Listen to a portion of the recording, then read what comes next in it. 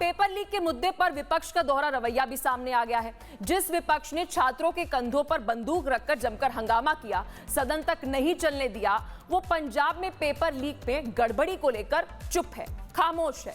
अब एनडीए इसी मुद्दे पर सवाल पूछ रही है, क्या जिस तरह से धर्मेंद्र प्रधान ने रेजिग्नेशन दिया है, इस्तीफा दिया है, क्या वैसे ही पंजाब के शिक्षा मंत्री रेजिग्नेशन देंगे? रिपोर्ट देखिए।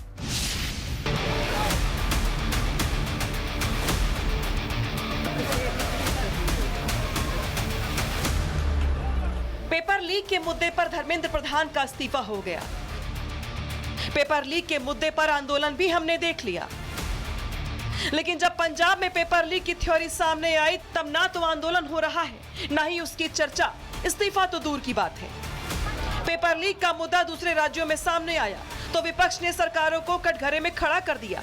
केंद्रीय शिक्षा मंत्री धर्मेंद्र प्रधान के इस्तीफे की मांग को लेकर संसद से लेकर सड़क तक प्रदर्शन हुए। लेकिन अब पंजाब में फार्मेसी ऑफिसर्स भर्ती परीक्षा में कथित नकल और अनियमितताओं का मामला सामने आने के बाद वही विपक्ष अब सवालों के घेरे में है। संसद भवन के बाहर एनडीए सांसदों ने पंजाब में पेपर लीक के मुद्दे पर प्रदर्शन किया। एनडीए का कहना है कि जो लोग धर्मेंद्र प्रधान का इस्तीफा मांग कर रहे हैं, वही पंजाब के शिक्षा मंत्री हरजोत सिंह के इस्तीफे पर चुप क्यों हैं? पंजाब में पिछले 5 सालों में 6 पेपर लीक हुए हैं, मैसिव स्तर पे चीटिंग कराई गई है और अभी तक कोई अकाउंटेबिलिटी सेट नहीं हुई है। अरविंद केजरीवाल जो पंजाब के सुपर सीएम हैं, उन्होंने अभी तक इस बात पे चुप्पी ठानी हुई है। मुख्यमंत्री भगवंत मान जो पूरा टाइम नशे में डूबे रहते हैं, वो ये कह रहे हैं ये झूठ है, जबकि ये वो जो बोल रहे हैं वो एक्चुअली झूठ है। लेकिन जब अरविंद केजरीवाल जी के खुद के स्टेट पंजाब की बात आती है, तब वो बिल्कुल चुप हो जाते हैं। एक तरफ वो रोज वीडियोस बनाते हैं कि जेनजी को सड़क पे आना चाहिए, देश को नेपाल बना देना चाहिए, वो जेनजी को उकसा रहे हैं। पंजाब में युवा पीसफुली जाकर इन सब इश्यूज के ऊपर प्रोटेस्ट करते हैं, तो उनके ऊपर उनकी सरकार में जो पुलिस है, पंजाब पुलिस, वो बर्बरता से लाठीचार्ज करती है। पंजाब के एजुकेशन मिनिस्टर का हर हाल में इस्तीफा होना चाहिए।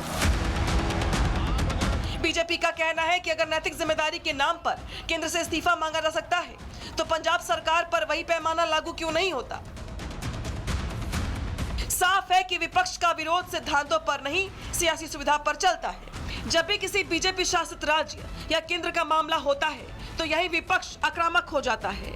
लेकिन जब विपक्षी दलों की सरकारों में ऐसे मामले सामने आते हैं, तो यही नेता खामोश हो जाते हैं। ऐसे में सवाल है कि जब मामला केंद्र का हो तो इस्तीफा मांगो, संसद में हंगामा करो, प्रदर्शन करो, लेकिन जब मामला पंजाब का हो तो चुप रहो, विरोध ना करो और चर्चा से भाग जाओ। पेपर लीक का मामला सिर्फ पंजाब तक सीमित नहीं है। बीते कई सालों में विपक्ष शासित राज्यों में भी लीक हुए हैं। राजस्थान में कांग्रेस की सरकार के दौरान रीट, एसआई, कांस्टेबल समेत कई भर्ती विवाद हुए। पंजाब में आम आदमी पार्टी की सरकार के दौरान 12वीं की अंग्रेजी पेपर फार्मेसी भर्ती विवाद हुआ। पश्चिम बंगाल में ममता बनर्जी के राज में शिक्षक भर्ती घोटाला हुआ। झारखंड में जेएसएससी, सीजीएल और अन्य परीक्षाओं पर विवाद हुआ।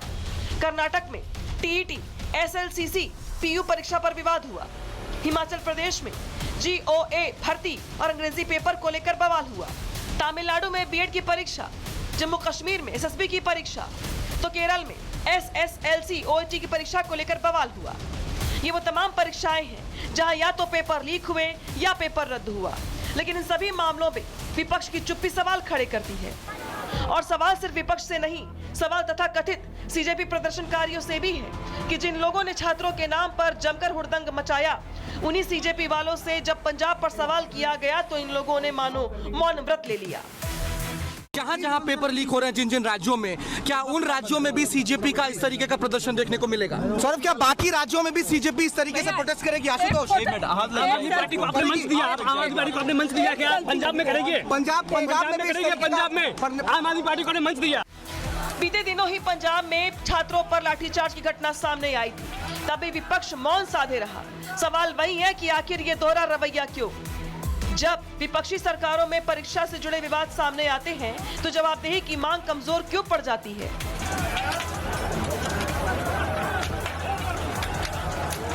पेपर लीक और परीक्षा में गड़बड़ियां किसी भी राज्य में हो, वो लाखों युवाओं के भविष्य से जुड़ा गंभीर मुद्दा है। लेकिन राजनीतिक बहस और अब इस सवाल पर पहुंच गई है कि क्या जवाबदेही के मानदंड सभी सरकारों के लिए एक जैसे होने चाहिए या फिर राजनीतिक दल अपने अपने पक्ष के हिसाब से अलग अलग पैमाने अपनाते हैं।